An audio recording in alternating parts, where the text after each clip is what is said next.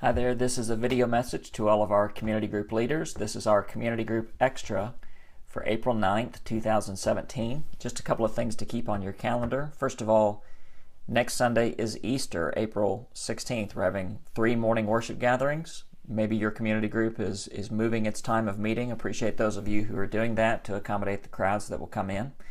Then the following Sunday, April 23rd, is Free Bible Sunday. And we are giving out a free Bible to every leader and every participant in a community group in our adult area, and to all the leaders in the children and student ministry areas and preschool area as well. So just be aware of that. We'll talk more about the Christian Standard Bible, this new translation that I've been using for the last couple of months. Very pleased with it.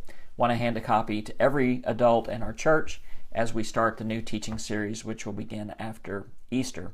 Okay, so today is the last teaching in this series called Uncommon.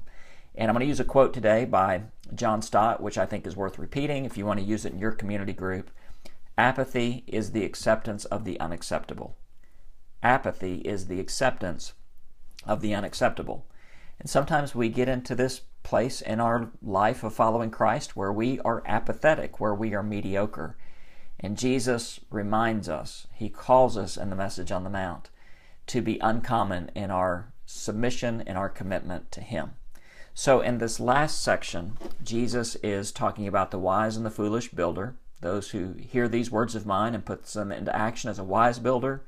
Whoever listens and doesn't put these into practice is a foolish builder.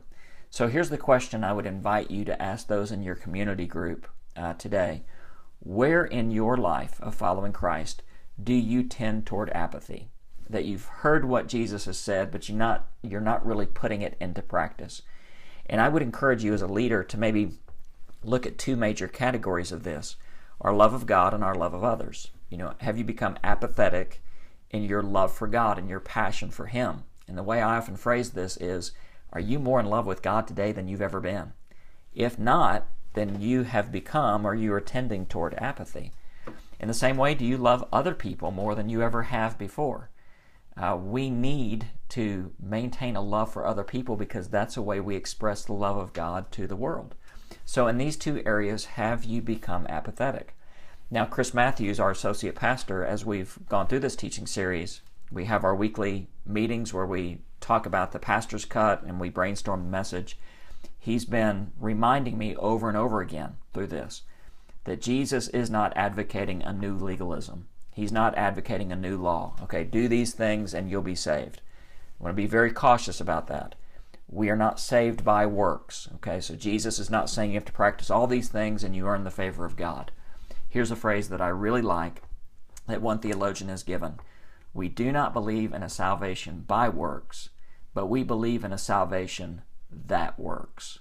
We don't believe in salvation by works, but a salvation that works, that listens to what Jesus says and obeys him completely because we love him. We're not doing these things to earn his love, but we do these things because we want to express our love to Christ. So challenge your community group with some of these ideas. Talk about it together. And as always, I appreciate your leadership and I enjoy serving alongside you. God bless you this week.